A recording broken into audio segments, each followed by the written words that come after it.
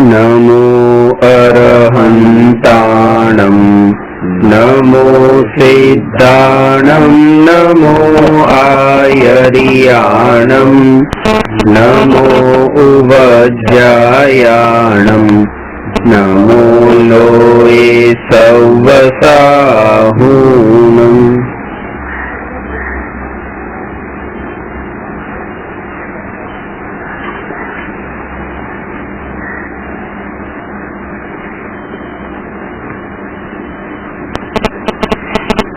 प्रश्न नंबर 221।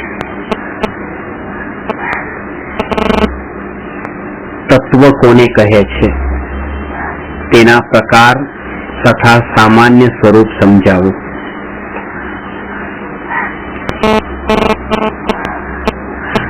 जैन दर्शननी गीता, कुरान के बाइबल एवा तत्वार्थ सूत्र में पहलू सूत्र है सम्यक दर्शन ज्ञान चारित्राणी मोक्ष मार्ग। सम्यक दर्शन, सम्यक ज्ञान और सम्यक चारित्रनी एकता ने मोक्ष मार्ग कहे छे। अने बीजू सूत्र है तत्वार्थ श्रद्धानम सम्यक दर्शनम। तत्व और अर्थनी श्रद्धा ने सम्यक दर्शन कहे छे। એટલે તત્વનું સ્વરૂપ સમજવું કેટલું જરૂરી છે એ આના ઉપરથી સમજી શકાય કે જેને મોક્ષનો માર્ગ કીધો એ સમ્યક દર્શન જ્ઞાન ચારિત્ર છે અને સમ્યક દર્શન જ્ઞાન ચારિત્રની પ્રાપ્તિ માટે જેની શ્રદ્ધા જ્ઞાન અને ચારિત્ર અનિવાર્ય છે એ આ તત્વ છે। તત્વની પરિભાષા છે, તત્વ શબ્દમાં બે છે, તત્ વત્તા ત્વ બરાબર તત્વ। તત્વનો અર્થ છે તે અને ત્વ એટલે પણું, તે પણું। વસ્તુનું જેવું સ્વરૂપ છે એ વસ્તુના એવું જ વસ્તુનું સ્વરૂપ જેવું હોય એવું એનું નામ છે તત્વ। એમાં કોઈ પણ પ્રકારની ફેરબદલ નહીં। તત્વનું સ્વરૂપ અનાદિકાળથી અનંત કાળ સુધી એક જ હોય છે, પલટાતું નથી। અને એટલા માટે જ એ તત્વની સાચી શ્રદ્ધાના ફળમાં જે સમ્યક દર્શન પ્રગટ થાય છે એ સમ્યક દર્શન પણ અનાદિ અનંત એક સમાન જ હોય છે, એમાં કોઈ ફેર નથી હોતો। ભૂતકાળમાં જે જ્ઞાનીઓને આત્માની અનુભૂતિ થઈ એ અનુભૂતિમાં અને વર્તમાનમાં અનુભૂતિ થાય એમાં કોઈ ફેર નથી અને ભવિષ્યમાં પણ ફરક નહીં હોય। કારણ કે અનુભૂતિનું જે વિષય છે એ તત્વનું સ્વરૂપ એક સરખું છે, તત્વમાં કોઈ ફેર નથી। એ તત્વ 7 છે। એમાં બે પ્રકાર છે કે કોઈ તો 7 તત્વ માને છે અને કોઈ 9 તત્વ કહે છે કે તત્વ 9 છે। વાત એક જ છે, તત્વ 7 को કે 9 को। जीव, अजीव, आश्रव, बंध, संवर, निर्जरा અને મોક્ષ આ 7 તત્વ છે। આપણે 6 દ્રવ્ય સમજ્યા, 6 દ્રવ્ય અને 7 તત્વ એમાં કોઈ અંતર નથી। એક બાજુ 6 દ્રવ્ય હોય અને બીજી બાજુ 7 તત્વ હોય, એક જ વાત છે। અંતર માત્ર એટલું છે કે જગતને 6 દ્રવ્યમાં જે વિભાજિત કરવામાં આવ્યું છે, જગતને 7 તત્વમાં વિભાજિત કરવામાં આવ્યું છે। આ જગતનું જ વિભાજન છે।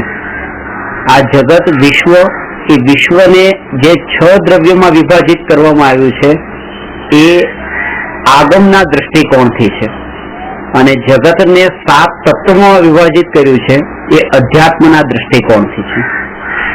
કે એક ઘરમાં 10 સદસ્ય રહે છે અને એમાં વિભાજન કર્યું કે આ ઘરમાં કેટલા પુરુષ છે અને કેટલા સ્ત્રી છે, તો કે 5 પુરુષ છે અને 5 સ્ત્રી છે, એ વિભાજન। અને પછી એવી રીતે વિભાજન કર્યું કે એ ઘરમાં કેટલા ગ્રેજ્યુએટ છે અને કેટલા નોન ગ્રેજ્યુએટ છે, તો કે 2 ગ્રેજ્યુએટ છે અને 8 નોન ગ્રેજ્યુએટ છે।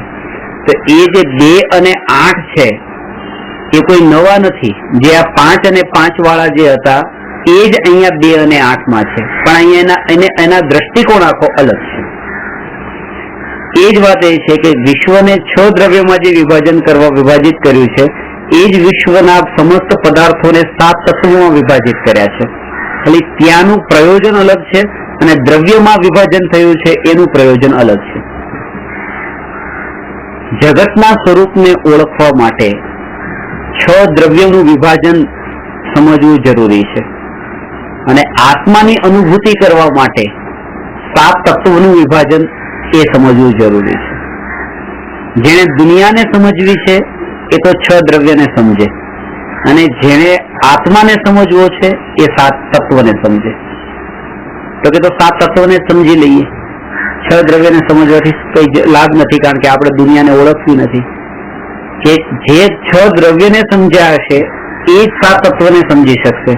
કારણ કે 6 દ્રવ્યમાં જે દ્રવ્ય, ગુણ અને પર્યાય છે, તો એ 7 તત્વોમાં જે પર્યાયનું વિભાજન ને ગુણનું વિભાજન એ બધું એને સમજાયું હશે જો દ્રવ્યના પ્રકરણમાં, તો જ અહીંયા તત્વના અંદર એને સમજાશે.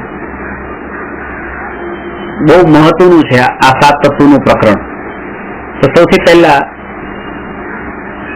જીવ, બીજું અજીવ, ત્રીજું આશ્રવ, ચોથું બંધ, પાંચમું સંવર, છઠ્ઠું નિર્જરા અને સાતમું મોક્ષ. આ દરેક તત્વના સંબંધમાં વર્તમાન અધ્યાત્મ જગતમાં ઘણી બધી ભ્રાંતિઓ છે. ભ્રાંતિઓ પણ આપણે દૂર કરવાની છે. જેમ કે એવા વાક્ય આપણે અવારનવાર સાંભળીએ છીએ કે હું જીવ છું, પણ એ જીવ છું તો જીવ દ્રવ્ય છું કે જીવ તત્વ છું એનો ભેદ ખબર નથી.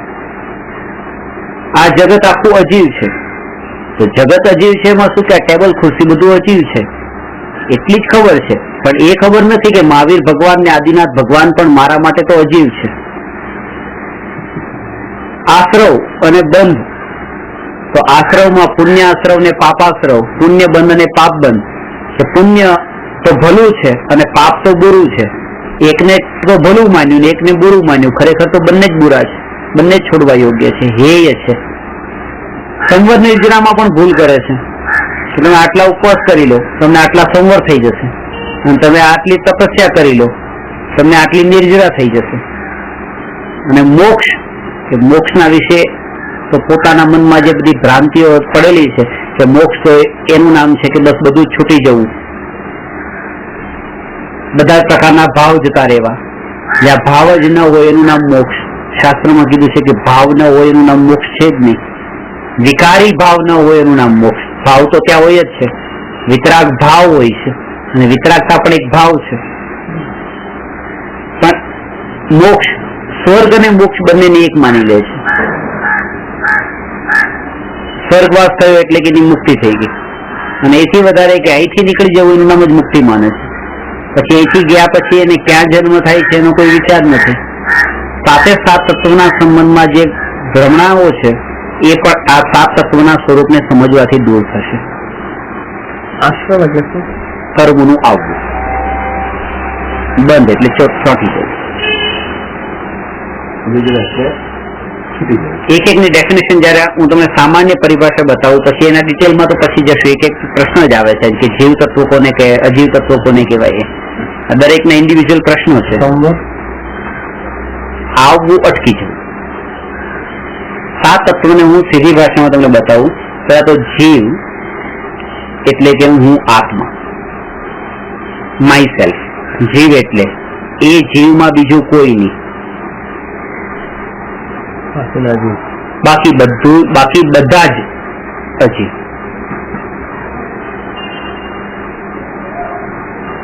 એમાં બધા અજીવ એટલે કે આ પૂતગલ 6 દ્રવ્ય છે ને, એ 6 દ્રવ્યમાં પૂતગલ, ધર્માસ્તિકાય, અધર્માસ્તિકાય, આકાશ અને કાળ, આ 5 દ્રવ્ય. એ તો પાંચેયને એક શબ્દમાં કહેવાય તો શું? અજીવ. કારણ કે જે જીવ નથી તે અજીવ. તો પૂતગલ, ધર્મ, અધર્મ, આકાશ, કાળ બધા આવી ગયા હજી. અને એથી આગળ કે પોતાના આત્મા સિવાયના જગતમાં જેટલા જીવ છે એ બધા પણ અજીવ છે. આ વાત ખાસ સમજવાની.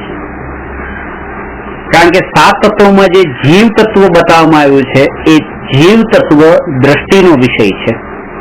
શાસ્ત્રમાં લખ્યું છે કે તમે જીવ તત્વ પર દ્રષ્ટિ કરો, એનું ધ્યાન કરો, જીવ તત્વનું. અને જો જીવ તત્વમાં હું પણ જીવ હોઉં અને એમાં તમે પણ અંદર આવતા હો, તો મારે તમારું પણ ધ્યાન કરવું પડે. તો પરનું ધ્યાન થયું, સ્વનું ધ્યાન ન થયું. તો જીવ એટલે સ્વ અને અજીવ એટલે કે સ્વ સિવાયના બાકી બધા પર. ભગવાન પણ એમાં અનંત સિદ્ધ પરમાત્મા પણ ત્યાં ગર્ભિત છે. એ પણ પર, એ પણ અજીવ. હવે કે પોતે જે જીવ છે, તો એ જીવ શેનાથી, જીવ શું છે? પોતાનો જ હવે જીવ, બાકી બધા જીવની તો વાત નથી. કે ગુણ વત્તા પર્યાય. ગુણોનો પિંડ જીવ અને એમાં પર્યાય પણ છે પોતાનામાં. તો એમાં બે ભેદ પાડ્યા કે ગુણોનો પિંડ જે જીવ છે બસ એ જીવ તત્વ, અને જે પોતાની પર્યાયો છે એ પર્યાયો એમાંથી એને અલગ કરી દો. પર્યાયથી પણ જુદો જીવ તત્વ છે એ પોતે પર દ્રવ્યથી તો જુદો છે, પર્યાયથી પણ જુદો છે. તો કે એની પર્યાય ક્યાં ગઈ? એ તો સમજાયું કે મહાવીર ભગવાન અજીવમાં જતા રહ્યા. તમે બધા જીવ છે મારા માટે અજીવમાં ગયા, પણ તો પછી મારી પોતાની જે ક્રોધમાન માયાલોભની પર્યાય એ ક્યાં ગઈ? તો કે એ પર્યાયનું નામ જ છે આશ્રવ અને બંધ. અશુદ્ધ પર્યાયનું નામ આશ્રવ બંધ છે, આંશિક શુદ્ધ પર્યાયનું નામ સંવર નિર્જરા છે, અને પૂર્ણ શુદ્ધ પર્યાયનું નામ મોક્ષ છે. આ પોતાની 5 પર્યાય. ફરીથી આશ્રવ અને બંધ એ આત્માની અશુદ્ધ પર્યાય છે. આશ્રવમાં 2 પ્રકારના આશ્રવ છે, ભાવાશ્રવ અને દ્રવ્યાશ્રવ. જેમ કે મેં કીધું કે કર્મ આત્મા તરફ આવે છે પણ આવીને ચોંટે છે. તો જે આવવાનું થાય છે એ જે ભાવના કારણે થાય છે એ ભાવને ભાવાશ્રવ કહેવાય, અને આ ફિઝિકલી જે આવ્યા એનું નામ દ્રવ્યાશ્રવ કહેવાય. જેમ કે ક્રોધનો ભાવ આવ્યો તો એ ભાવાશ્રવ, અને કર્મ એના નિમિત્તે આવ્યા તો એ દ્રવ્યાશ્રવ. ક્રોધનો ભાવ જે છે એના આત્મા જોડાણો તો એનું નામ ભાવ બંધ, અને એના કારણે કર્મ આત્મામાં જોડાઈ ગયા, ચોંટી ગયા, એનું નામ દ્રવ્ય બંધ. તો જે ભાવ વાળું જે પક્ષ છે એ તો જીવની અવસ્થા છે. એટલે આ જયારે એમ કીધું કે તમે આશ્રવ અને બંધ રોકો, એનો મતલબ એ નથી કે કર્મ જે આત્મા તરફ આવે છે એને રોકી દો પકડી. કારણ કે એ તો દેખાતા જ નથી, તમે કેવી રીતે રોકી શકો? જે વસ્તુ તમને અનુભવમાં ન આવતી હોય, જણાતી ન હોય, એને તમે રોકી કેવી રીતે શકો? પણ તમને પકડમાં આવે છે એવું શું છે? એ તમારા ભાવો છે. કે મને જો અત્યારે આ ક્રોધ આવે છે, મારામાં આટલો અહંકારનો ભાવ છે, મને માયાનો ભાવ છે, લોભનો ભાવ છે. આ ક્રોધમાન માયા લોભના ભાવ જે છે પકડમાં આવે છે, એને રોકી શકાય છે. જો એ રોકાઈ ગયા તો એના નિમિત્તે જે આવતા હતા કર્મનો આશ્રવ ને બંધ, એ પણ અટકી જશે. આવવું એટલે આશ્રવ, આવવું એટલે આવી છોટું એટલે બંધ, અને ન આવવું એટલે સંવર, અને ચોટેલું નીકળી જવું એટલે નિર્જરા, અને પૂરી રીતે નીકળી જવું એ મોક્ષ. આશ્રવ સંવર આ પ્રોસેસ છે. એના માટે બહુ સરસ બોટનું દ્રષ્ટાંત આવે છે કે બોટ લઈને જતા હતા નદીમાં, એક કિનારેથી બીજા કિનારે જવું હતું, અને વચ્ચે તે બોટમાં કાણું પડી ગયું. બોટમાં કાણું પડ્યું એટલે પાણી અંદર આવવા લાગ્યું. જેમ બોટમાં પાણી અંદર આવી રહ્યું છે, આવવાનું ચાલુ થઈ ગયું છે, એવી રીતે કર્મનું આત્મા તરફ આવવાનું ચાલુ છે. એનું નામ છે આશ્રવ.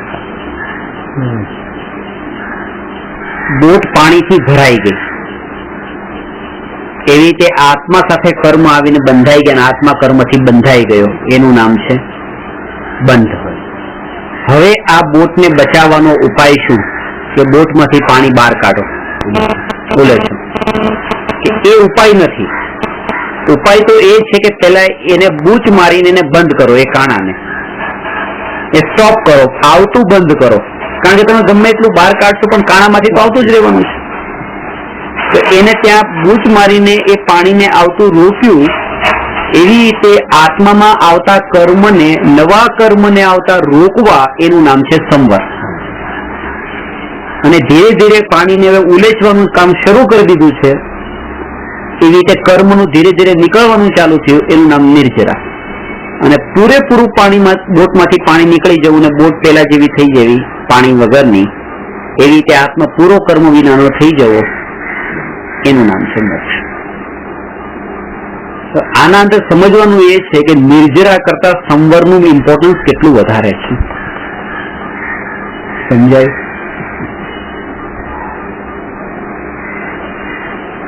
અને અત્યારે એ જ થાય છે કે પોતાની પાસે 1 લાખ રૂપિયાની મૂડી છે ને 1 લાખ રૂપિયા છોડી અને સારું થઈ ગયા અને પછી 1 કરોડ રૂપિયા ડોનેશન માટે ભેગા કર્યા. કેમ કે આટલી નિર્જરા કરી, પણ સંવર તો ચાલુ જ છે. એટલે સંવર તો રોકાયો થયો જ નથી. નવું આવવાનું તો રોકાયું નથી અને પેલાનું હતું એ નીકળી ગયું છે. આ એના જેવું છે કે થોડુંક પાણી તો બહાર કાઢી નાખ્યું છે, પણ ફોર્સ થી વધારે અંદર આવી રહ્યું છે. ડબલ ફોર્સ થી આવી. સંવરનું જરા જે સબ્જેક્ટ છે જરા વધારે સમજવા જેવો છે. આ આપણે 4 દિવસ હમણાં ભણવાના છીએ. એ 4 દિવસ આ 7 તત્વોનું સ્વરૂપ પાકું કરીને જવાનું છે. 7 તત્વો જો સમજાઈ ગયા તો જૈન દર્શન નો સાર સમજાઈ ગયો. તત્વાસૂત્ર આવી ગયો. કારણ કે જે લક્ષ્ય ઉમા સ્વામીએ તત્વાસૂત્ર લખ્યું છે એ તત્વાસૂત્રમાં પણ આ જ. અને ખાસ તો દુઃખની વાત એ છે કે જે 50 વર્ષથી સાધુપણું પાળતા હોય એમ કહે છે, એમને પણ આપું છું કે તત્વમાં આશ્રવ કોને કહેવાય ને બંધ કોને કહેવાય ને સંવર કોને કહેવાય. એમને પણ સંવર થાય છે. આ જો સંવર થઈ રહ્યો છે દેખાય એમ બતાવે. આ જો નિર્જરા થાય છે એમ કે અમને નિર્જરા થાય ખબર પડે. અમે ધ્યાનમાં બેસીએ ને ત્યારે અમને નિર્જરા થતી ખબર પડે. જ્ઞાની કે કેવળી ભગવાન સિવાય કોઈને ખબર ન પડે, કારણ કે એ તો એટલા સૂક્ષ્મ પરમાણુઓ હોય છે કે જણાતા જ નથી છદ્મસ્તોને તો, કે કયા કર્મ આત્મામાંથી ખર્યા ને ઝર્યા. અને ત્યારે તમે ધ્યાન આત્માનું કરો છો કે કર્મ ઉપર ધ્યાન છે તમારું, એ તો નેચરલ થઈ જાય છે. ધ્યાન તો એકલું આત્મા તરફ જ છે, કર્મ રીતે નીકળી જાય છે. અને જો આવું કે નહીં તો લોકો માને કેવી રીતે કે આ નિર્જરા કરવા વાળા સાધુ છે. એટલા માટે આ વાત આપણે સમજી લેવી જરૂરી છે. બસ ત્યાં 7 તત્વોનું સ્વરૂપ શું છે એમાં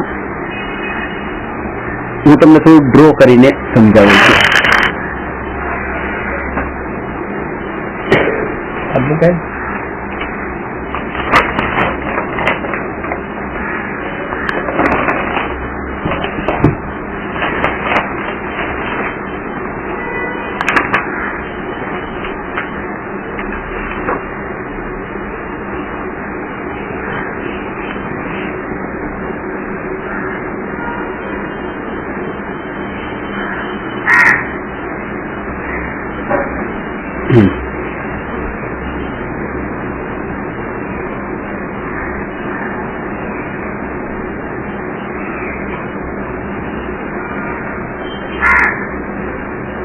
જીવ, ઉદ્ગલ, ધર્મ, અધર્મ, આકાશ અને કાળ.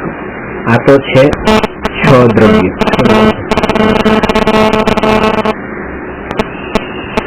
હવે દ્રવ્યની પરિભાષામાં આપણે જોયું દ્રવ્ય એ શું છે કે ગુણ વત્તા પર્યાય બરાબર દ્રવ્ય.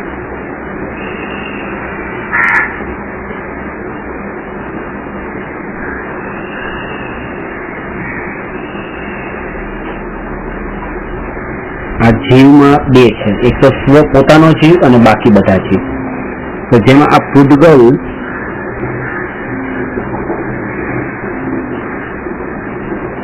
ધર્મ, અધર્મ, આકાશ ને કાળ ની સાથે જ આ પર જીવ, આ બધાને એક શબ્દમાં કીધા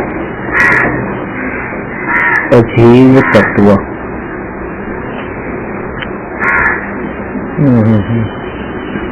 બરાબર. હવે અહીંયા આવ્યો આ પોતાનો જીવ, સ્વજીવ. આ બધા તો પર અજીવ તત્વ છે. હવે બાકી કેટલા તત્વ રહ્યા કે 6 તત્વો. તો 7 તત્વ છે, એમાંથી આ અજીવ તત્વનું તો આ સ્વરૂપ થયું. હવે 6 તત્વ છે, એમાં ગુણ પ્લસ પર્યાય બરાબર દ્રવ્ય છે. તો જે ગુણોનું પિંડ જે છે પોતે જીવ સ્વ, એનું નામ તો છે જીવ તત્વ. અને જે પર્યાય છે એ પર્યાય 3 પ્રકારની છે. આ પોતાની જ વાત છે, પોતાની. પર્યાય 3 પ્રકારની: અશુદ્ધ, આંશિક શુદ્ધ અને પૂર્ણ શુદ્ધ. અશુદ્ધ પર્યાય, અશુદ્ધ એટલે શુભ એ અશુદ્ધ. અચ્છા, શુભ અને અશુભ એ બંને અશુદ્ધ છે. બંને અશુદ્ધ છે. અશુદ્ધ પર્યાયમાં આશ્રવબંધ, આંશિક શુદ્ધ પર્યાય સંવર નિર્જરા અને પૂર્ણ શુદ્ધ પર્યાય મોક્ષ. એટલે આ જીવ તત્વ જે ગુણોનું પિંડ છે, આમાં પણ પર્યાય, આમાં પણ ગુણ ને પર્યાય છે. ગુણ પ્લસ પર્યાય. પણ આમાં બહુ ભેદ નથી પાડ્યા. આમાં ગુણ અને પર્યાય નો ભેદ પાડ્યો છે. કામની વસ્તુ વાત છે, કારણ કે આ આપણે સમજવાની વસ્તુ છે. જે વસ્તુને છોડી દેવાની હોય એ વસ્તુમાં ભેદ ન પડાય. જે વસ્તુ આપણે દ્રષ્ટિમાં લેવાની નથી, ઉપયોગમાં લેવાની નથી, એ વસ્તુમાં ભેદ ન પડાય. જે કચરા પેટી છે, કચરા પેટીના ડબ્બાના અંદર એ બધી વસ્તુ આપણે નાખીએ છીએ, એમાં ભેદ ન પાડ્યો કે આ કાગળ ને આ બીજું કાગળ ને આ ઓફિસનું કાગળ ને આ ઘરનું, બધા કાગળો જે હતા બધા રાખી દીધા. આ ભેદ નથી પાડતા. તો એવી રીતે કે આ પૂતગલ, ધર્મ, અધર્મ, આકાશ, આ પૂતગલ અલગ ક્વોલિટીનું છે, ધર્મ અલગ ક્વોલિટી છે, અધર્મ અલગ ક્વોલિટી છે. બધી ક્વોલિટી અલગ અલગ છે, છે દ્રવ્યની. પણ તેમ છતાં કે આ બધાને એક જ કેટેગરીમાં કેમ રાખ્યા? કારણ કે એના ભેદ પાડવાથી અહીંયા કોઈ પ્રયોજન નથી. એટલા માટે એ બધાને એક શબ્દમાં અજીવ તત્વ કીધું.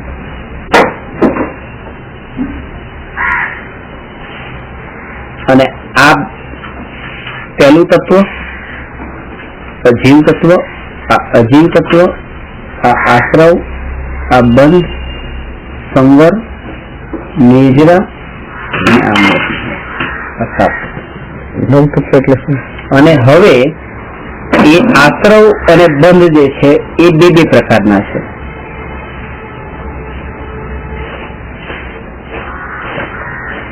પુણ્યાશ્રવ, પાપાશ્રવ. પુણ્ય બંધ અને પાપ બંધ.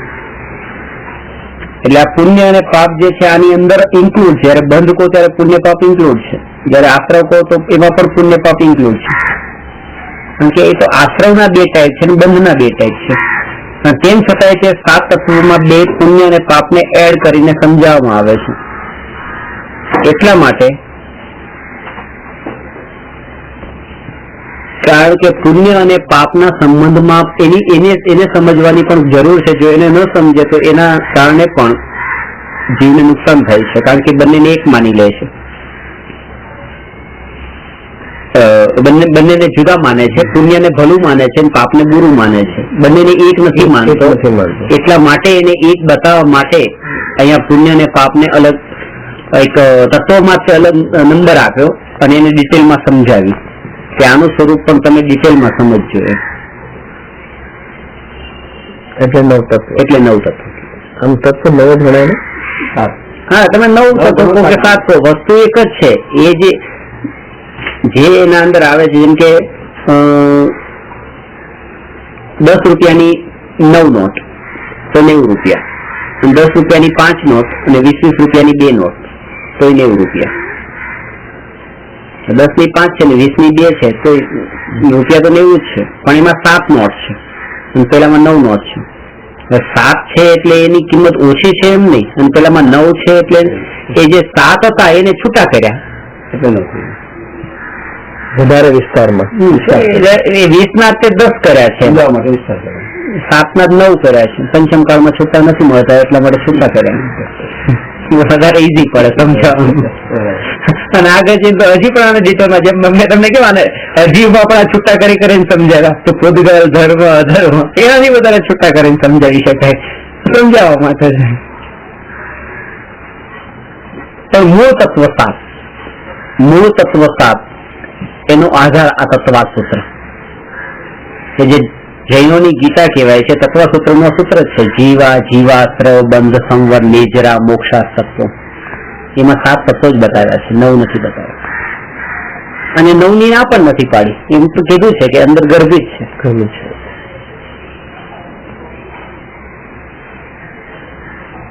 આમાં પૂતગલ ધર્મ અધર્મ આકાશકાળ બધું ગર્ભિત છે અજીવમાં. ના નથી પાડી પણ એ ડિટેલમાં બતાવ્યા નથી. પૂતગલ તો પૂતગલના ગુણ ને પૂતગલની પર્યાય ને એ બધું જ અજીવમાં આવે છે. ધર્મની ગુણ ને ધર્મ દ્રવ્યની પર્યાય, અધર્મ દ્રવ્યના ગુણ ને એની પર્યાય એ બધું અંદર આવે છે.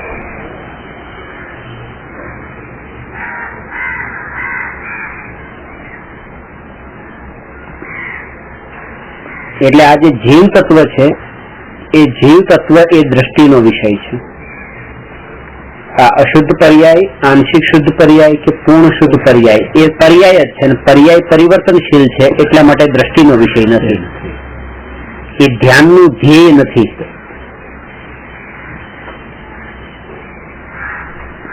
એ હોય છે જ્યારે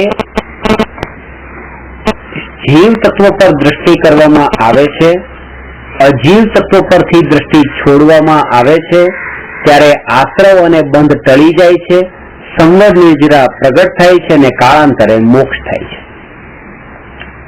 આ પ્રક્રિયા ઓટોમેટિક થશે. આ બધી વાત, આ 5 તત્વો આશ્રવ બંધ સંવર નિજરા અને મોક્ષ એ ઓટોમેટિક પ્રક્રિયા છે. આપણે તો એટલું જ જાણવાનું કે જીવ છે તે અજીવથી જુદો છે, અને એટલું પણ જાણવાનું છે કે જીવ જેમ અજીવથી જુદો છે એમ એ જીવ આશ્રવ બંધ સંવર નિજરા મોક્ષની પર્યાયથી પણ જુદો છે.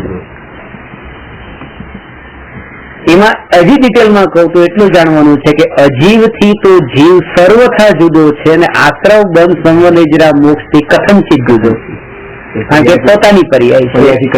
પર્યાયથી કથનચિત જુદો, અને દ્રવ્યથી પરદ્રવ્યથી સર્વથા જુદો.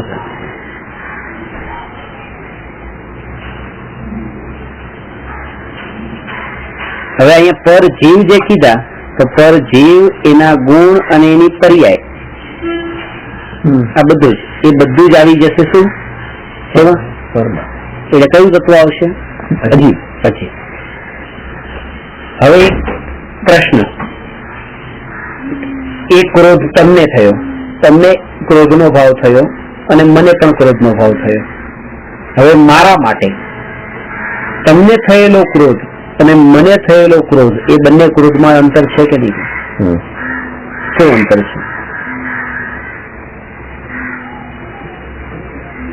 કે તમને થયેલો ક્રોધ છે એ ક્રોધ પર જીવની પર્યાય છે, એટલા માટે એ મારા માટે અજીવ તત્વ છે. મને થયેલો ક્રોધ એ મારા માટે આશ્રવ બંધ તત્વ છે, કારણ કે એ મારી પોતાની પર્યાય છે, અશુદ્ધ પર્યાય છે. બીજાની શુદ્ધ પર્યાય, અશુદ્ધ પર્યાય, કોઈ પણ પર્યાય એ અજીવ. મહાવીર ભગવાનનો મોક્ષ અને મારો મોક્ષ એ બંને વચ્ચે અંતર છે કે હા, મહાવીર ભગવાનનો મોક્ષ છે મારા માટે અજીવ તત્વ છે, કારણ કે પરદ્રવ્ય, એના ગુણ ને એની કોઈ પણ પર્યાય એ બધું અજીવ, અને મારો મોક્ષ એ મારા માટે મોક્ષ તત્વ છે.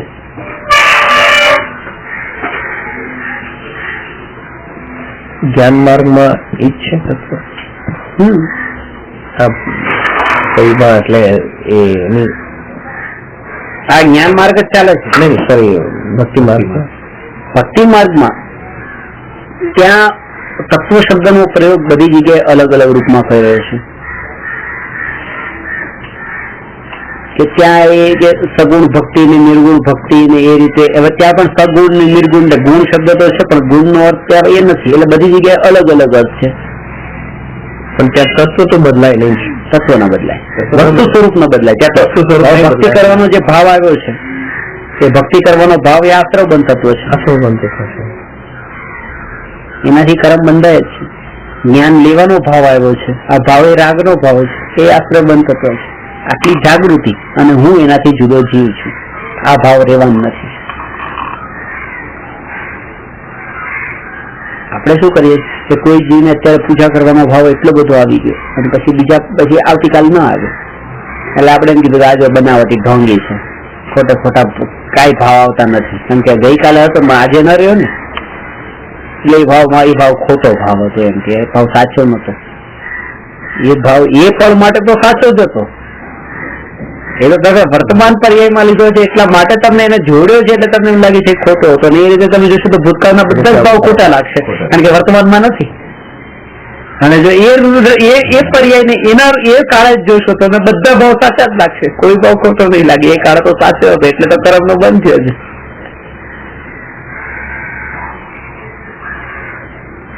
અને એ બધા ભાવ ખોટા લાગશે, કારણ કે બધા ભાવ આત્મ સાથે ચોંટી તો નહીં ગયા, નીકળી ગયા ને, એટલે બધા ખોટા છે.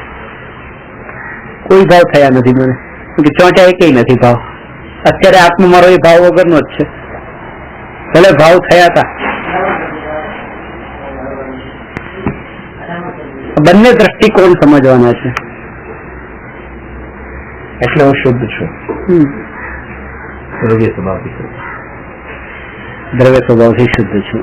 એટલે આ જીવ તત્વની દ્રષ્ટિએ હું શુદ્ધ છું, કારણ કે જે અશુદ્ધતા છે એ પર્યાયમાં હોય છે. હું પર્યાય વાળો શુદ્ધ નથી, કારણ કે હજી વિતરાગતા મને પ્રગટ થઈ નથી.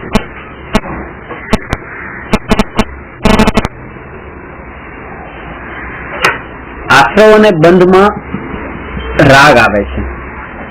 રાગ એટલે આશ્રવ અને બંધ. રાગ, દ્વેષ, મોહ બધા ભાવ આશ્રવ બંધ. આંશિક વિતરાગતા એનું નામ છે સંવન વિતરાગ, અને પૂર્ણ વિતરાગતા એનું નામ છે પૂર્ણ વિતરાગતા. મોક્ષ, પૂર્ણ વિતરાગતા. આ તો રાગ વિતરાગ એવા બે ભેદ પડ્યા, આંશિક અને પૂર્ણ. રાગ અને વિતરાગ ના ભેદ પડ્યા. તો હું આ તો બધું પર્યાયમાં ગયું, એટલે હું રાગી પણ નથી અને હું વિતરાગી પણ નથી. કે રાગી પણ પર્યાય છે જેનો નાશ થવાનો છે, વિતરાગતા પર્યાય છે જેનો ઉત્પાદ થવાનો છે. હું નાશ થવા વાળો પણ નથી અને હું જન્મ લેવા વાળો પણ નથી, ઉત્પન્ન થવા વાળો પણ નથી. તો હું કોણ છું? કે આ રાગથી અને વિતરાગતાથી બંનેથી જુદો એવું હું જીવ તત્વ છું. તો એ શું છે? કે એ અરાગી છે. એ રાગી પણ નથી ને વિતરાગી પણ નથી, અરાગી છે. અરાગી એનો અર્થ એ છે, વિતરાગમાં તો એ છે કે જેમાં પાસ્ટમાં તો રાગ હતો અને પ્રેઝન્ટમાં વીતી ગયો છે, અને આમાં તો પાસ્ટમાં પણ નતો, પ્રેઝન્ટમાં પણ નથી અને ફ્યુચરમાં પણ નહીં હોય, એનું નામ અરાગી. ત્યારે રાગમાં હું અરાગી જીવ તત્વ છું, રાગનો અંશ પણ મારામાં નથી.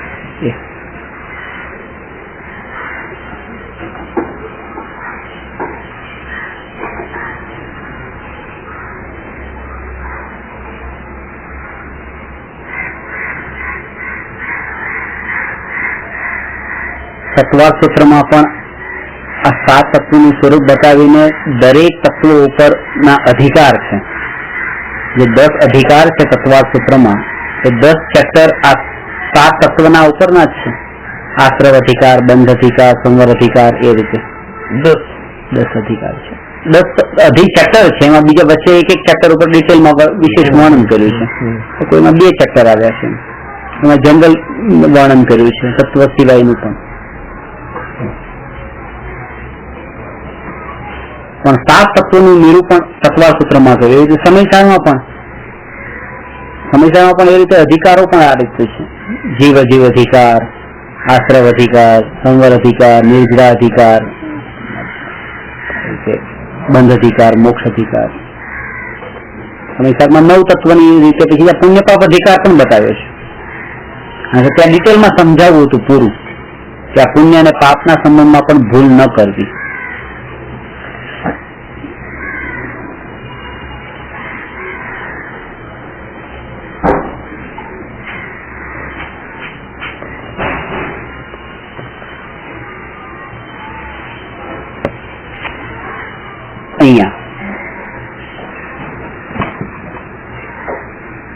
પૂતગલ, ધર્મ, અધર્મ, આકાશ અને કાળ ની સાથે જ અહીંયા બધા જ જીવોને રાખવામાં આવ્યા છે. એનું કારણ એ છે કારણ કે જે વિકલ્પનું કારણ બને છે એ બધા જ પરની કેટેગરીમાં જાય છે. જે રાગનું કારણ બને છે એ બધા જ પરની કેટેગરીમાં જાય છે. મહાવીર ભગવાન ને અજીવ કેમ કહ્યા? કારણ કે જેવી રીતે 5 ઇન્દ્રિયના વિષયોમાં મને રાગ થાય છે, એવી રીતે મહાવીર ભગવાનના પ્રત્યે પણ તરફ પણ દ્રષ્ટિ કરવાથી મને રાગ જ થાય છે, વિતરાગતા નથી થતી.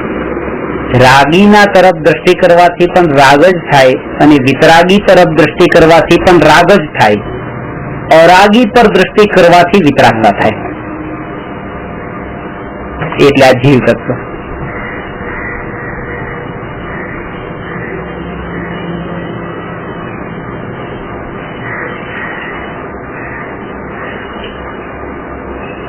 અહીંયા નિશ્ચય ભક્તિ પછી જ રહી જાય છે, વ્યવહાર ભક્તિ છૂટી જાય છે.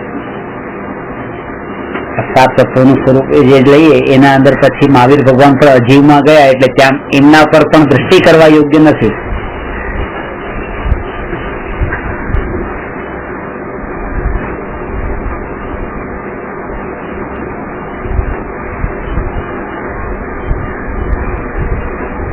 કોઈને એમ લાગે અત્યારની ભૂમિકામાં તો ભક્તિ ને એ બધું તો કરવા દો, અત્યારે આ બધી ના નહીં પાડો. અત્યારે ના પાડવાની વાત નથી, અત્યારે સમજી લેવાની વાત છે કે વસ્તુ સ્વરૂપ શું છે.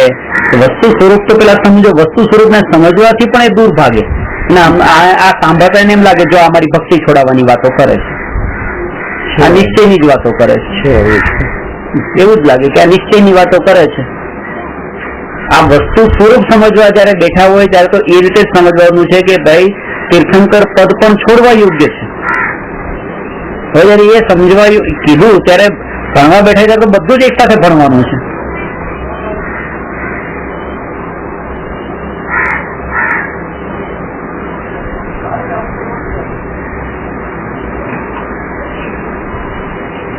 મહાવીર ભગવાને 30 વર્ષ સુધી જે ઉપદેશ આપ્યો તો એમાં વ્યવહાર કરવા યોગ્ય છે એ ઉપદેશ આપ્યો પેલા, અને પછી એમ છેલ્લે બસ વ્યવહાર છોડવા યોગ્ય છે એવો ઉપદેશ આપ્યો એમ નહીં. જયારે તમે બોટમાં બેસો છો ત્યારે બેઠા પહેલા તમને કહેવામાં આવે છે કે આ બોટમાં બેસો, અને પછી એ પણ અત્યારે જ કહી દેવામાં આવશે કે સામો કિનારો આવે ત્યારે આ બોટ છોડી દેજો. એ એમ નહીં કહેવાય કે તમે બેસી જાઓ સામો કિનારો આવે ત્યારે તમને અમે બતાવવા આવશું કે આને છોડી દો. એ તો અત્યારે જ તમને બે વાત બતાવવામાં આવશે કે આ કરવા યોગ્ય પણ છે ને આ છોડવા યોગ્ય પણ છે. અત્યારે છોડવાનું નથી કીધું, પણ આ સ્થિતિમાં છોડવા યોગ્ય છે એ તો અત્યારે જ કેવા છે. એટલે જયારે પણ હું કોઈને એમ કહું કે ભક્તિ છોડવા યોગ્ય છે એમ કહી દો તો હું ભક્તિ છોડવાની વાત કરી, એ તો અત્યારે જ કેવા છે. ત્યારે ભણવા બેઠા ત્યારે જ કે આ સ્થિતિમાં ભક્તિ છૂટી જાય છે, છોડવા યોગ્ય છે. એ વખતે પૂછવા આવશે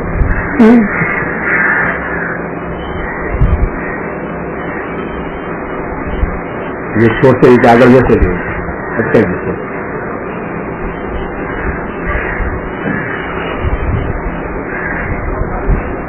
અમારા ગુરુજીને કોઈ એવું પૂછ્યું હતું કે અત્યારે ખાલી તમે આ બધી છોડવાની વાત નહીં કરો, અત્યારે તો બોટમાં બેસવાની વાત કરો અને પછી બોટ છોડવાની વાત ત્યારે સામો કિનારો આવે ત્યારે કરો. એમને એટલો ગુસ્સો આવી ગયો કે તમારા બાપના નોકર છે કે તમારી સાથે આવશે ત્યાં બતાવવા માટે ક્યારે છોડવાની. એ તો હજી તમારા માટે થોડો ભાવ આવ્યો છે તો કહી દે છે કે ભાઈ આ કરવા યોગ્ય છે ને આ છોડવા યોગ્ય પણ છે. એ તમારી પાછો ફરશે બતાવવા માટે કે ક્યારે છોડવાનું છે. અત્યારે જયારે તમે થિયોરી ભણો ત્યારે પૂરી A to Z puri theory અત્યારે સમજી લો, જેથી કરીને ત્યારે તમે પોતે જે નિર્ણય લઈ શકો કે ક્યારે મારે છોડવું ને ક્યારે મારે ક્યાં સુધી મારે એને રાખવું.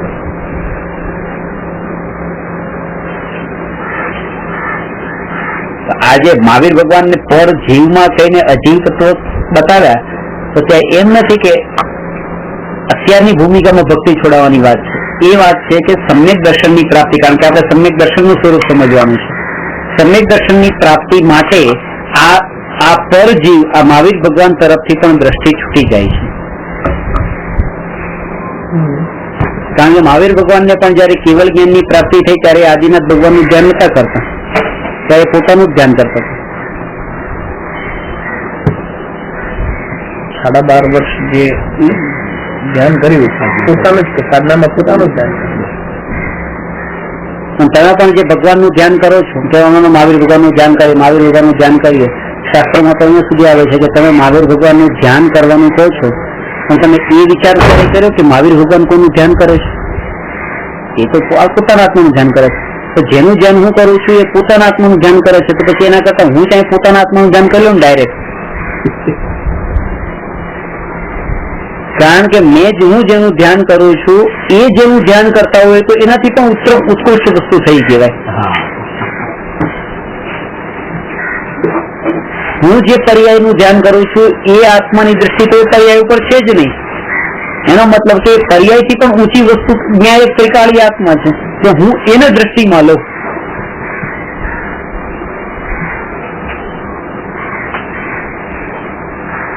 આવી પોતાના આત્મા તત્વની જે મહિમા આવી હોય એને સમ્યક દર્શન થાય.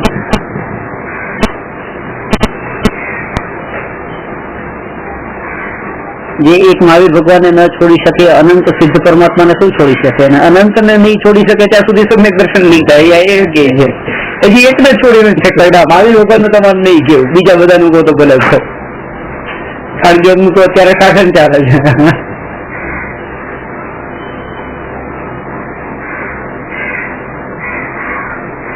મહાવીર ભગવાનનો ઉપદેશ પણ એ જ હતો કે તમે પણ મારામાં નહીં, તમે તમારામાં લીન થાઓ.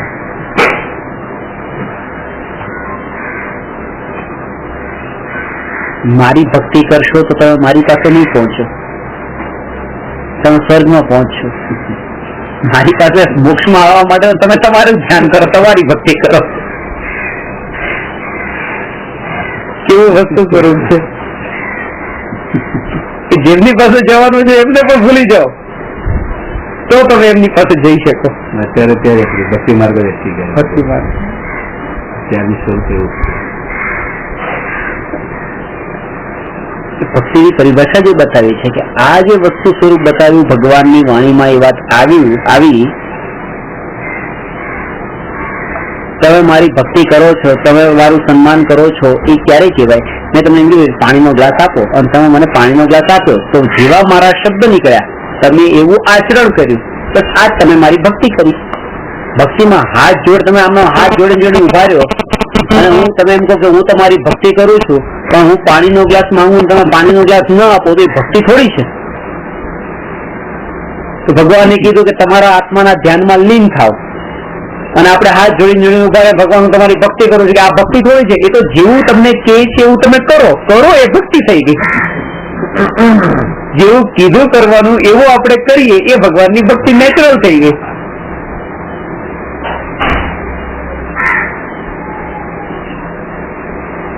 આ તો ઉલટો અવિનય કર્યો છે ભગવાનનો. આગે આપણે બોલીએ છીએ ભગવાનને તમે હાથ જોડીને ઉભા છે, ભગવાનનું કીધેલું તો માનતા નથી. ભગવાને તો આવું કરવાનું કીધું નથી. ભગવાને ન કરવાનું કીધું એ કરે. રાગ છોડવાનું કીધું તો કે રાગ જ કરો. ભગવાને એમ તો કીધું હશે ને કે જ્યાં સુધી તમારી એવી દશા ના આવે ત્યાં સુધી તો મારી ભક્તિ કરજો.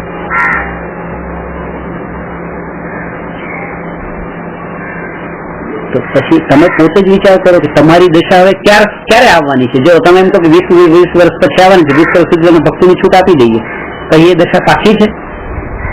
ખબર નથી. અત્યારે એટલે પુરુષાર્થ જગાડવા માટે કીધું છે આ, કે તમે પોતાને નબળા નહીં સમજો કે હું અત્યારે આ નહીં કરી શકું. આજ સુધી જે જ્ઞાનીઓ થયા આવી રીતે થયા છે કે જે પોતે વર્તમાન અશુદ્ધિના કાળે પણ પોતાને શુદ્ધ માન્યો છે, પોતાને અશુદ્ધ પામર દશાના પામર અવસ્થાના કાળે પણ દ્રવ્ય સ્વભાવથી પરમાત્મા માન્યો છે, અને એ જ વાસ્તવમાં પર્યાયથી શુદ્ધ થયા છે. સિદ્ધ દશા પ્રગટ થયા પછી પોતાને પરમાત્મા માને એમ નહીં, સંસાર દશામાં જ પોતાને પરમાત્મા માને અને એ જ સિદ્ધ થાય. દ્રવ્યની મહિમા આવી જોઈએ, મહિમા દ્રવ્યની આવી છે.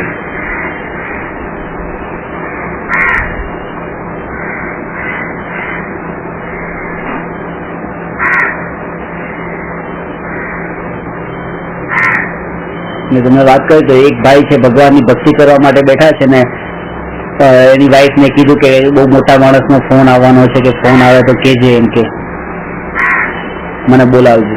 તો ભાઈ છે કીધું કે તમે જેની ભક્તિ કરો છો એ માણસ એનાથી મોટો છે.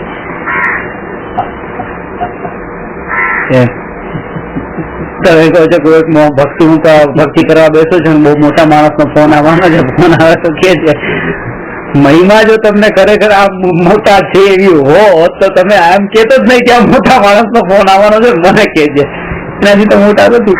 તો એવી રીતે લેવાનું છે કે એનાથી એ માણસથી મોટા, ભગવાનથી મોટો એ માણસ નથી, એવી રીતે ભગવાન મારા હાથમાંથી મોટા નથી.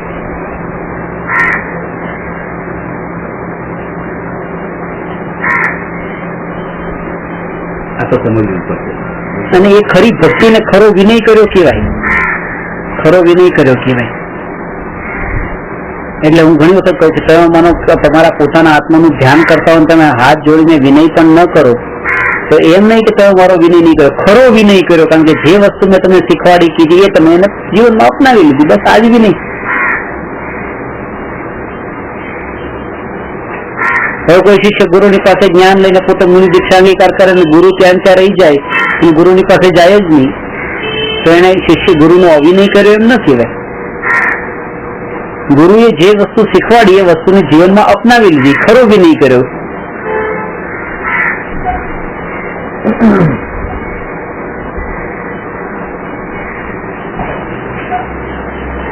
આ વસ્તુ સ્વરૂપ એટલું દુર્લભ છે સાંભળવા મળવું પણ, અને સાંભળ્યા પછી એનાથી સ્વચ્છંદી થવા વાળા પણ ઘણા છે, અને એટલા માટે લોકો આનાથી દૂર ભાગે છે. આ વાત એવી છે કે આપણને એમ લાગે આ વાત સાંભળવામાં જેટલી આપણને આનંદદાયક લાગે છે તો પછી બધા લોકો આ વાતને અપનાવી કેમ નથી લેતા? પણ એના મિસયુઝ પણ થયા છે, અને એટલા માટે એ જીવને એમ લાગે છે કે પેલા કર જેવી દશા હતી એનાથી પણ નીચી દશામાં આવી ગયા. એના કરતા પેલા વાળી દશા પણ કમસે કમ એટલી તો હતી કે મંદ કશાયમાં તો રહેતા હતા, પુણ્ય તો થતું હતું. આમાં તો પુણ્ય પણ છૂટી ગયું અને આત્માનું ધ્યાન તો થયું નહીં, ભગવાનનું ધ્યાન બંધ થઈ ગયું. ભગવાનની ભક્તિ બંધ થઈ, પોતાની ભક્તિ એવી થઈ નથી, એવું થઈ જાય.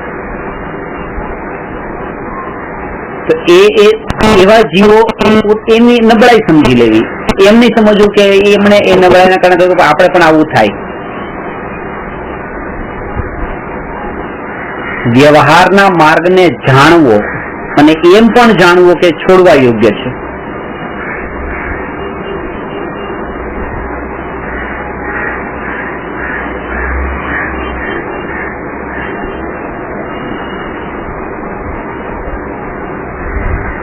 જૈન સમાજમાં 100 માંથી 99 લોકો એમ કે છે કે મહાવીર ભગવાન એટલે મારા માટે જીવ તત્વ. જીવ અને અજીવ તત્વનો ભેદ જ ખબર નથી કે મહાવીર ભગવાન મારા એ જીવ તત્વમાં નહીં આવે, અજીવ તત્વમાં જ જશે.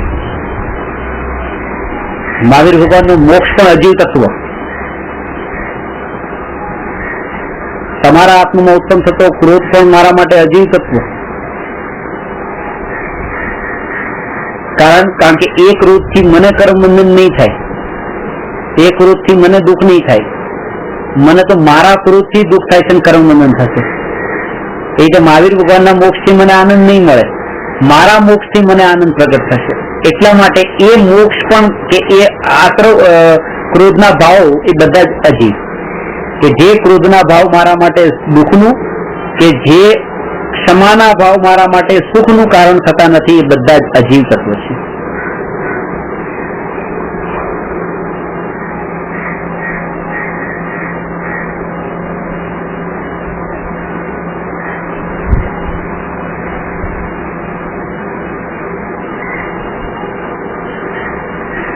હવે એક જ બાકી રહ્યો જીવ. એમાં હવે આ બે ભેદ છે કે ગુણોનો પિંડ પણ જીવ છે અને પર્યાય સહિત પણ જીવ છે. જેમ રાગની પર્યાય, આંશિક વિતરાગતાની પર્યાય અને પૂર્ણ વિતરાગતાની પર્યાય, અશુદ્ધ પર્યાય, આંશિક શુદ્ધ પર્યાય અને પૂર્ણ શુદ્ધ પર્યાય. આ 3 પર્યાય. એ ત્રણેય પર્યાયમાં જે ટકી રહેનારો જે જીવ એ જીવ તત્વ છે, એ ધ્રુવ, એ જીવ તત્વ. અને આ અશુદ્ધ પર્યાય આશ્રવ બંધ, એક બે શુદ્ધ પર્યાય સંવનિજ્ર અને પૂર્ણ શુદ્ધ પર્યાય મોક્ષ. અને એ બધી પર્યાયોમાં ટકી રહેનારું ધ્રુવ જ્ઞાયક એ જીવ તત્વ.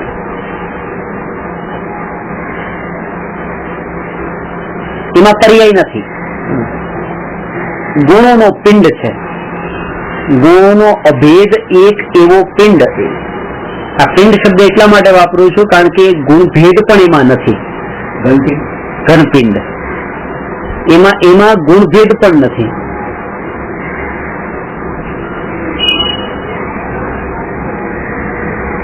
જેમ બદામ, કાજુ ને દ્રાક્ષ ને એ છે તો એ જુદા જુદા છે અને એ બધા મળીને એક હલવો થયો. હવે બનીને જે હલવો થયો છે ત્યારે એ ચાખ્યો ત્યારે એ બદામનો અનુભવ કર્યો, કાજુનો અનુભવ કર્યો કે બદામનો અનુભવ થયો પણ બદામ રૂપે નથી થયો, કાજુનો અનુભવ થયો પણ કાજુ રૂપે નથી થયો. આ બધાનો જ અનુભવ થયો છે પણ બધાનો અનુભવ એક રૂપે થયો છે, હલવા રૂપે. બદામનો બદામ રૂપે નથી થયો, કાજુનો કાજુ રૂપે નથી થયો. બધી વસ્તુનો અનુભવ થઈ ગયો છે પણ બધી વસ્તુનો અભેદ એક રૂપ અનુભવ થયો છે. એવી રીતે આત્માની અનુભૂતિમાં અનંત ગુણોનો અભેદ અનુભવ થાય છે, એક રૂપ અનુભવ થાય છે. કોઈ ગુણ છૂટતો નથી પણ એક છૂટો છૂટો અનુભવ થતો નથી.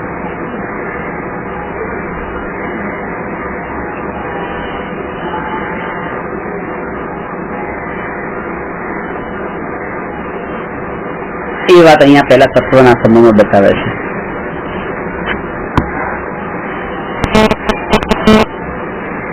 આ તત્વનું સામાન્ય સ્વરૂપ બતાવ્યું. હવે ડિટેલમાં જઈએ છીએ. પ્રશ્ન નંબર 222.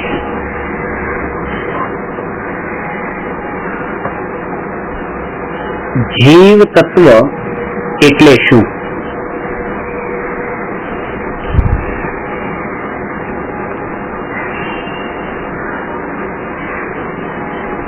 જીવ તત્વની પરિભાષા છે સમસ્ત પરદ્રવ્યથી. પરદ્રવ્ય કીધું છે એટલે બધા જ. જીવ, પૂતગલ, ધર્મ, અધર્મ, આકાશ ને કાળ પોતાના જીવ સિવાય સમસ્ત પરદ્રવ્યથી સર્વથા ભિન્ન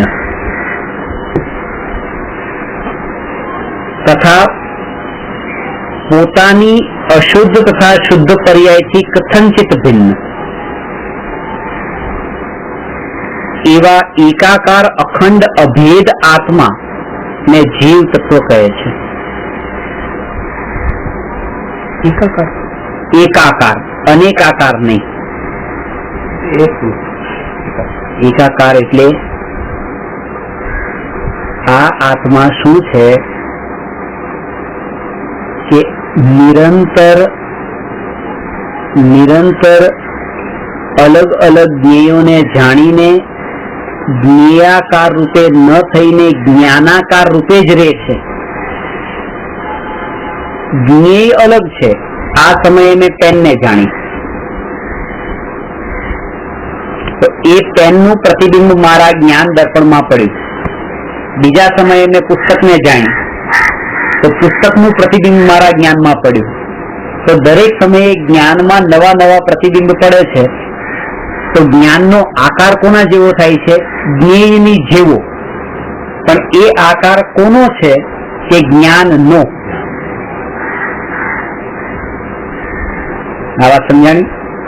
બહુ સૂક્ષ્મ છે કે દર્પણમાં જે આ પેન પ્રતિબિંબિત થઈ છે તો એ જે દર્પણમાં આકાર છે એ આકાર કોનો છે કે દર્પણમાં રહેલો આકાર એ દર્પણનો છે, પેનનો નથી.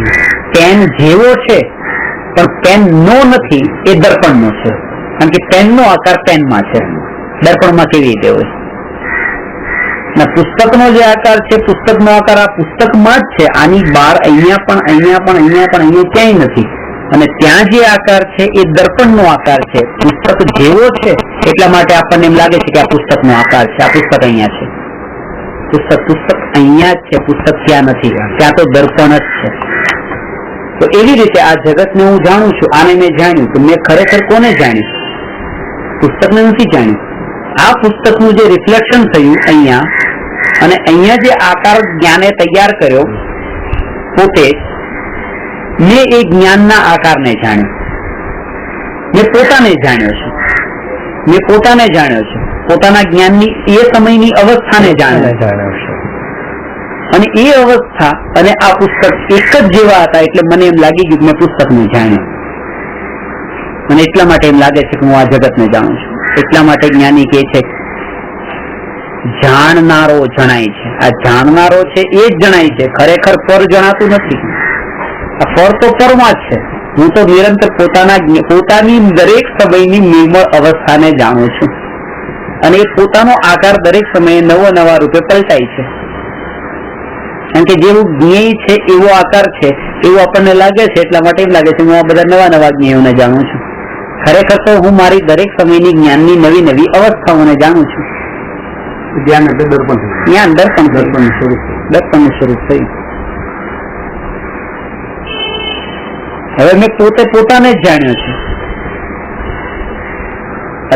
અત્યારે મેં મારી જ્ઞાનની આ અવસ્થાને જાણી કે પુસ્તકને જાણ્યું તો મેં મારી જ્ઞાનની અવસ્થાને જાણી. તો પછી મને રાગ દ્વેષ ને કસાય ને મોહના ભાવ ને બધું કેમ થાય છે? કારણ કે મારી જાગૃતિ એ નથી રહી કે મારી જ અવસ્થાને મેં જાણી છે. હું બેહોશ થઈને એમ માની લઉં છું કે મેં આને જાણ્યું છે. એ એના સ્થાને છે, એ અહીંયા આવ્યું નથી. અહીંયા તો મારું જ્ઞાન જ છે. આવું આખું જગતને જોતી વખતે એ અહીંયા કેવી રીતે આવે? આવી જયારે જાગૃતિ રહે એને સમ્યક દર્શન નિકટ કાળમાં થાય. અભ્યાસ જાગૃતિ દરેક સમયે કોઈ પણ જ્ઞેયને જાણે એ જ્ઞેયમાં છે. અને જેમ આ વાત કરીને કે આ પુસ્તક તો પુસ્તકમાં છે, પુસ્તક તો મારા જ્ઞાનના અંદર આવ્યો છે, પુસ્તક મારા જ્ઞાનમાં આવ્યું છે એવું અંદરમાં માની લેવું એ મિથ્યાત્વ છે, ભ્રમ છે. મારા જ્ઞાનમાં તો મારું જ્ઞાન જ છે. આ જ્ઞાન પુસ્તક આકારે છે એમ નહીં. આ જ્ઞાન આકારે છે અને પુસ્તક જેવું છે એટલે એમ બોલવામાં આવે છે કે પુસ્તક આકાર છે. આ આકાર તો જ્ઞાનનો છે. આજે જે વસ્તુ જ્ઞાનનો આકાર નથી એના જેવો જ છે. એક આમ કરીને એક લોટનો પિંડ લઈને આમ બનાવ્યો અને એક આખો સાપ જેવો આકાર થયો. એ લોટમાંથી બાંધેલો લોટ છે, સાપ જેવો. એ આકાર કોનો છે? એ સાપનો છે કે નહીં? આવો આકાર કોઈ સાપનો હોય છે, એ સાપનો હોય છે, પણ એવો આકાર આપણને અહીંયા દેખાય એના જેવો, એટલે આપણે કીધું જો સાપનો આકાર છે. ખરેખર તો એ લોટનો આકાર છે, સાપનો છે જ નહીં. એના જેવો છે સાપ જેવો, પણ છે લોટનો, સાપનો નથી. લોટનો આકાર છે.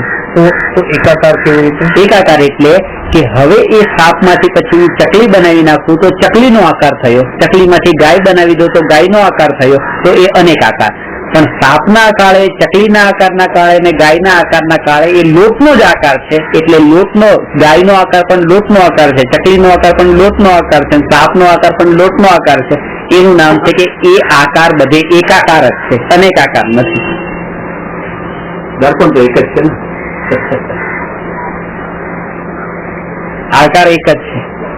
એ એક જ વસ્તુ અનેક આકાર રૂપે થાય છે એવું આપણને લાગે છે, પણ એ તો પોતાના આકારે છે, ભાગ થાય છે. એ ના તો સાપનો આકાર છે, ના ચકલીનો આકાર છે, ના ગાયનો આકાર છે. એ લોટનો આકાર છે.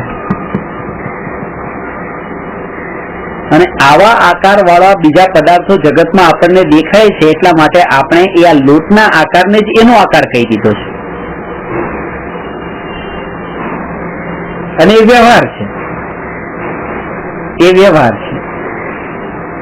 એટલા માટે એમ કહેવામાં આવે કે આ ટેબલનું જ્ઞાન, ખુરશીનું જ્ઞાન, એમ આમને કીધું ને ટેબલનું જ્ઞાન, પુસ્તકનું જ્ઞાન. પુસ્તકનું જ્ઞાન એટલે શું? આ જ્ઞાન જયારે પુસ્તકને જાણે તો પુસ્તકનું જ્ઞાન ત્યારે હોતું નથી. જ્ઞાન તો આત્માનું જ હોય છે. અને એ જ્ઞાન કોઈ પણ જ્ઞેય તરફ દ્રષ્ટિ કરે એ બધી જ્ઞાનની અવસ્થાઓ, બધી, હવે તમારા જ્ઞાનની અવસ્થા છે. એ જ્ઞાનની અવસ્થા વર્તમાનના અંદર સોનાને આકાર બનાવ્યો, સોનાને વિષય બનાવ્યો તો સોના આકારે થયું જ્ઞાન, અને કોઈને ચાંદી આકારે થયું. તો એના કારણે એ બે જ્ઞાનમાં તો કોઈ ફરક નથી. એ સાપના આકાર વાળો લોટ હોય ને ચકલીના આકાર વાળો લોટ હોય તો લોટ તો પડે છે. લોટ તો લોટ આકારે જ છે. એના અંદર જે કેમિકલ, એના અંદર જે વસ્તુ છે, એના અંદર જે દ્રવ્ય છે એ તો એક જ છે, એમાં કોઈ ફરક નથી. ના રૂપ અત્યારે અલગ અલગ લાગે છે, અને જે આટલી જ બાહ્ય દ્રષ્ટિથી જે દેખે છે ક્યારેય લોટને લોટ રૂપે નહીં જોઈ શકે, કારણ કે એની દ્રષ્ટિ જ પર્યાય ઉપર છે, એકાંતે પર્યાય ઉપર છે. એટલા માટે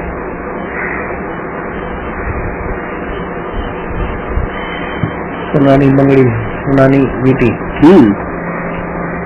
એવી રીતે એને જોવે છે. સોના રૂપે નથી જોતો કે બધું સોનું જ છે, બધું સોનું છે એ રૂપે નહીં. દર્પણમાં આકાર જણાય છે, પણ નિર્મળ તો દર્પણ છે. નિર્મળ એ દર્પણની નિર્મળતાના કારણે દર્પણે પોતે જ એ આકારને તૈયાર કર્યો છે. એ દર્પણનો પાવર છે કે દર્પણે આકાર તૈયાર કર્યો છે, બાકી દિવાલોમાં એવો આકાર કરવાની તાકાત નથી. દર્પણ તો ખાલી સામે આવેલા નિયમને જાણે છે. આ જ્ઞાન તો બસ આખા લોકાલોકમાં બધા પદાર્થોને એક સાથે જાણી છે. આ દર્પણ દ્રષ્ટાંત છે.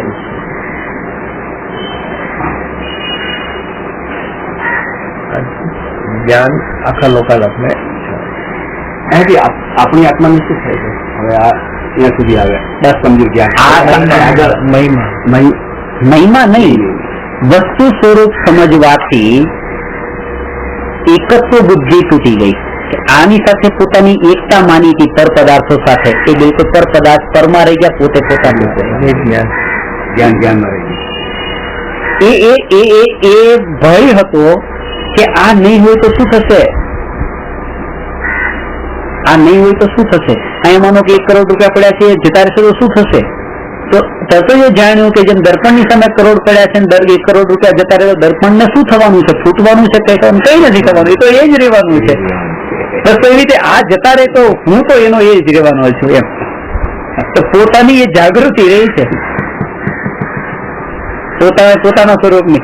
એટલે ત્યાં જ પછી મોહનો ભાવ, રાગનો ભાવ ટળતો જાય છે. આ પદાર્થો આવે અને જાય તો તમે એને માત્ર જ્ઞેય તરીકે જાણી લો છો, એમાં પછી તમે કઈ ફેરફાર કરવાનો ભાવ. એનાથી મને શું? બસ આ સબ એનાથી મને શું?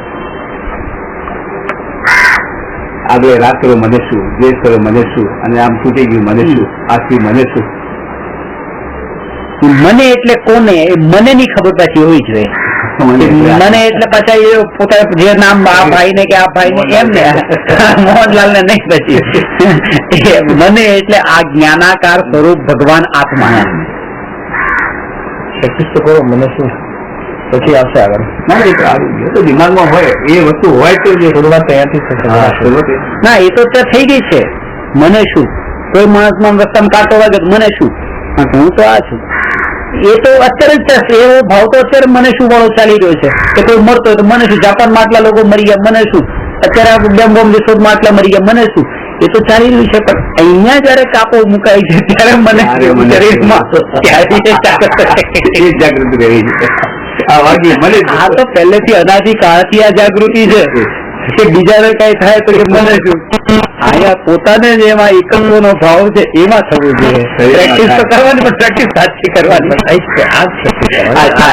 તો કરતા એવા છે. આ તો કરતા આ પ્રેક્ટિસ આ શરીરમાં મને શું, ભલે પ્રેક્ટિસ તો કરે, ભલે સહન ન થાય, શરૂઆતમાં વિચાર કરીને પણ ભેદ જ્ઞાન કરે, પણ પ્રયત્ન આ જ કરવાનો છે. હવે જે આ સાધનાની વિધિ છે જેના બળ પર સમ્યક દર્શન થાય છે, આ પ્રેક્ટિસ આ નથી કરવાની કે આજે ચલો 2 કલાક તો તમે પૂજા કરવા બેસવાની તો પ્રેક્ટિસ કરો, 1 દિવસ ભૂખ્યા રહેવાની તો પ્રેક્ટિસ કરો. પ્રેક્ટિસ એ નથી કરવાની. પ્રેક્ટિસ આ ન્યાયકની જે બિલકુલ પોતાના સ્વભાવને સાથે સ્પર્શના કરાવે છે આત્માની. તમે 2 ટાઈમ ને 3 ટાઈમ તમારે જમવું હોય તો જમી લો, પણ તમારી આ જાગૃતિ સ્પર્શના અંદરની રહી છે. અને જે એકલા ક્રિયાવાદી છે એને આ એકલી ક્રિયા દેખાશે, એના કારણે આ વાક્ય પણ કડવું લાગશે કે જો તમે આ ઉપવાસ નિષેધ જ કરી નાખ્યો, પછી કરતા હોય એને એટલું તો કરવા દો કે જે કઈ નથી કરતા એને કઈ નથી કરતા એને આટલું તો કરવા દો. આ વાક્ય બોલીને તમે એને એ કરતા અટકાવી દીધા.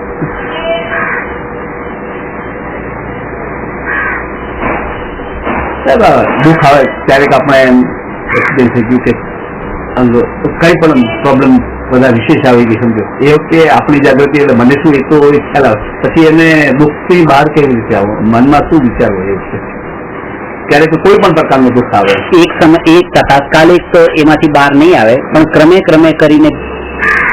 આના માટે હું હંમેશા કહું છું કે જ્યારે પણ પાણી આવે ત્યારે પાળ બાંધવાની કોશિશ કરે, એને પેલા તત્વોનું ચિંતન કરે અને એટલું પ્રિકોશન કરી લીધેલું હોય કે ઘટનાના સમયે સહજ રૂપે લઈ શકે. અત્યારે તમે વિચાર કરો કે તમારી વર્તમાન સ્થિતિમાં કોઈ એવી પ્રતિકૂળતા તમને અત્યારે આવી છે કે ના નથી આવી? કોઈ પ્રતિકૂળતા એવી નથી આવી વર્તમાન સ્થિતિમાં. તો એ સ્થિતિમાં જ અત્યારે ભેદજ્ઞાન કરીને એવો અભ્યાસ કરી લો કે જેથી કરીને એવી સ્થિતિ આવે તો તમે એની તૈયારીમાં હો. આ સમયે તમે નારકીના વૈકરિક શરીરમાં રહેવાની તૈયારીમાં છો? હું તૈયાર છું. આવું કોણ કે જેની અંદરની ધારા જાગૃત હોય? કારણ કે એનાથી મને શું, મને શું અહીંયા એ ત્યાં આવે. અરે અહીંથી અત્યારે યાર 100 ટેમ્પરેચર માંથી 101 ટેમ્પરેચર વાળા શરીરમાં રહેવાની તૈયારી નથી.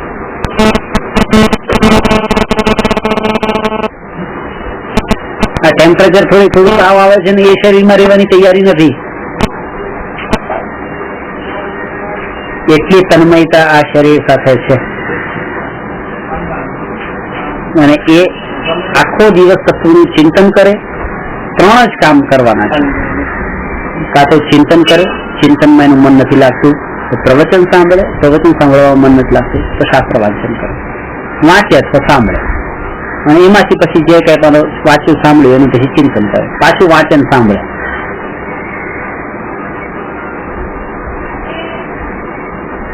સાંભળવું વધારે ગમે છે ત્યારે, જયારે નવરા એમ લાગે ત્યારે સાંભળવાનું વધારે, હાવભાવ પણ વધારે. એટલા માટે તો શાસ્ત્રમાં પણ એને શ્રુત જ્ઞાન કીધું છે ને, સાંભળેલું. લિખિત જ્ઞાન નથી કીધું, શ્રુત.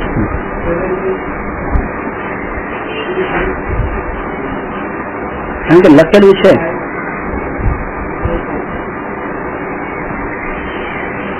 કે તત્વ 7 હોય છે, જીવ તત્વ દ્રષ્ટિનો વિષય છે અને બાકીના 6 તત્વ દ્રષ્ટિનો વિષય નથી. આ લખેલું છે, આમ તો વાંચી ગયા. પણ જયારે કોઈ વક્તા બોલે છે કે જીવ તત્વ દ્રષ્ટિનો વિષય છે,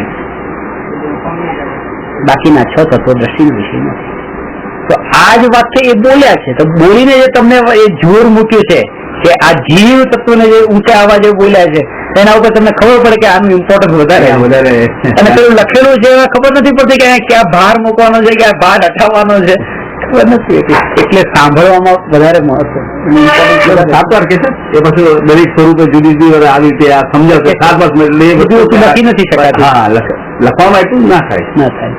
વિવેચન જે છે ને લખવામાં તો ખાલી આટલું છે. સાંભળીને ઘણી બધી વસ્તુ આપણે સમજી શકીએ છીએ.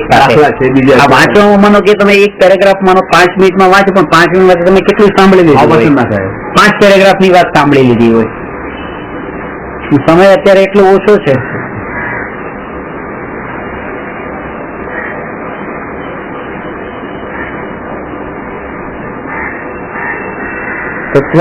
ઘણું લખેલું છે.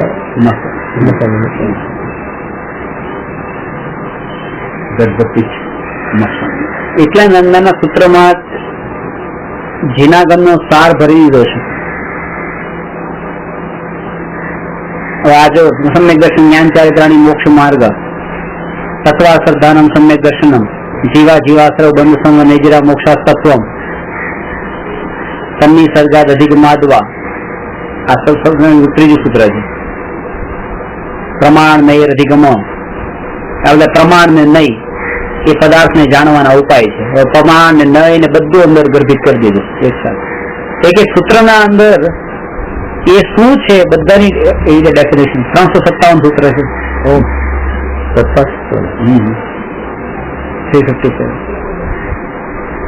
મેં હમણાં જ એકમાં લખ્યું કે 357 સૂત્ર છે. પોઝિશન 8 દિવસના હોય ને, તો 8 દિવસ તો આપણે અમે ધર્મ ધ્યાન કરતા હોઈએ, બીજું અમે કઈ ને કઈ ચાલતું હોય, એટલે 365 દિવસ વર્ષના હોય એ 8 દિવસ કાઢી નાખો તો બાકી 357. તો રોજનું એક સૂત્ર કરો તો તમારે વર્ષ આપના મારી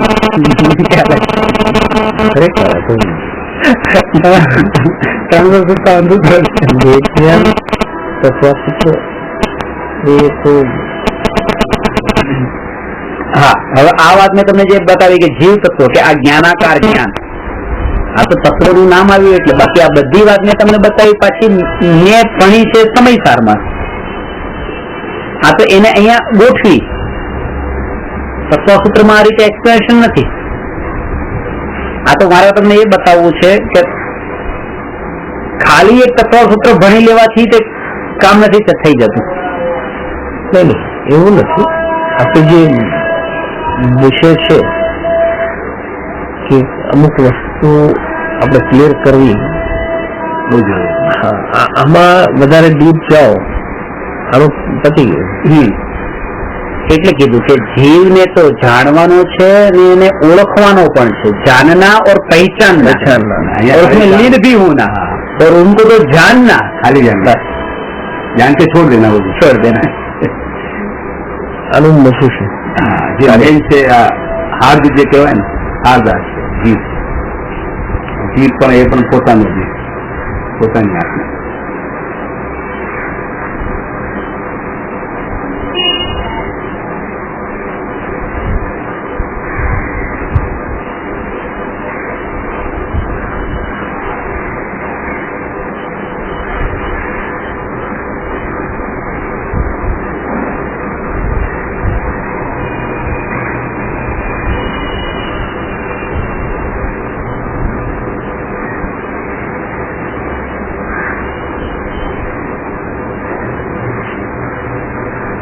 જેને છોડવાનું છે તો પછી એને જાણીને શું લાગશે?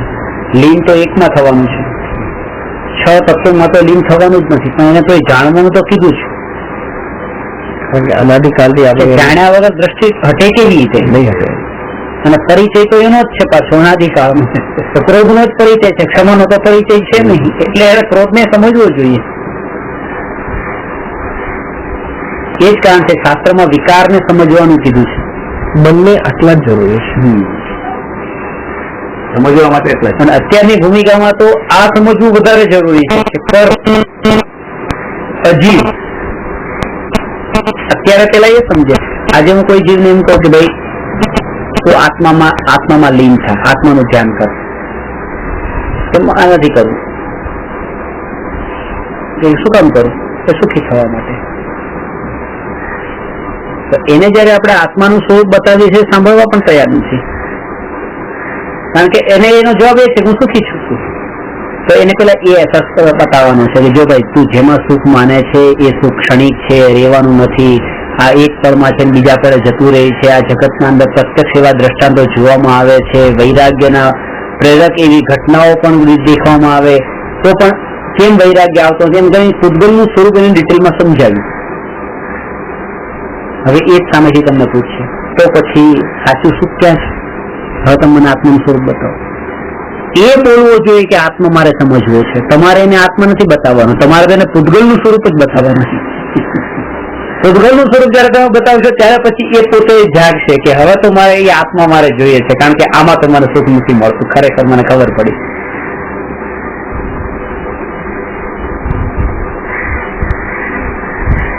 એ જ કારણ છે કે ક્ષણિકપણાના ઉપર પેલા જોર આપવાનું. નિત્યની વાત તો નિત્ય આત્માની વાત પછી, એટલે એ ક્ષણિકનો બોધ પેલા થાય, નિત્યનો અનુભવ પછી.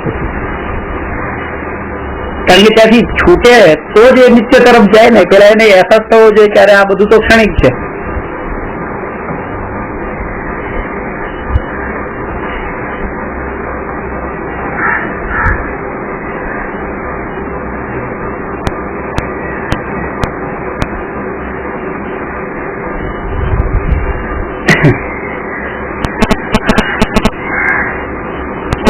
એકાકારનો અર્થ એ છે, એકાકાર એટલે જ્ઞાનાકાર. અનેક જ્ઞેયોને જાણીને પણ અનેકાકાર જે થતો નથી, અનાદિકાળથી અનંતકાળ સુધી અનંત જ્ઞેયોને જાણે છે, તેમ છતાં પણ પોતે એક જ્ઞાનાકાર જ રહે છે. સમયસારમાં આ વાત આવે છે કે આબાળ ગોપાળ સર્વને આત્મા અનુભવમાં આવી રહ્યો છે. બધાને આવી રહ્યો છે અત્યારે પણ. કારણ કે જે દ્રષ્ટિએ મેં તમે વાત કરી ને કે અત્યારે હું મારી પોતાની જ્ઞાનની નિર્મળ અવસ્થાને જ જાણું છું, આ પુસ્તકને નથી જાણતો. પુસ્તક જેવી અવસ્થા બે સિમિલર છે એટલા માટે એમ લાગે છે કે હું આને જાણું છું. દરેક સમયે હું પોતાના જ્ઞાનની નિર્મળ અવસ્થાને જાણું છું, પોતાને જાણું છું.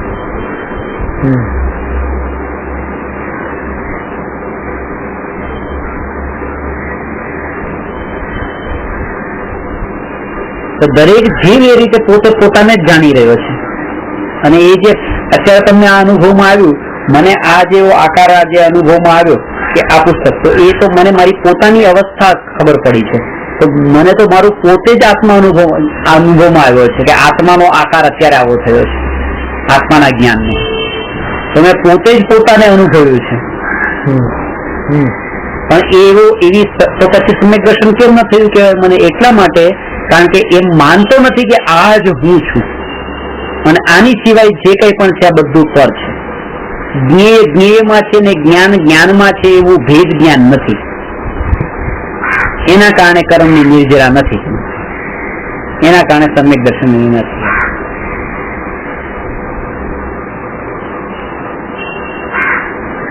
સમ્યક દર્શનમાં સંવર થઈ જાય, સંવર નિર્જરા શરૂ થઈ જાય, આશ્રવ બંધ અટકવાના શરૂ થઈ જાય અને એનું નામ જ મોક્ષ માર્ગ. બૂથ મારો, બૂથ મારો હા, એ પૂરું બૂથ નથી મરાયું, થોડું થોડું તો આવવાનું ચાલુ છે. કારણ કે મોટા નહીં નિષ્ઠાનો સંબંધી જે હતા બંધ થયા, જે અવિરતિ પ્રમાદ કટાઈ ને યોગ નો આશ્રવ ચાલુ છે.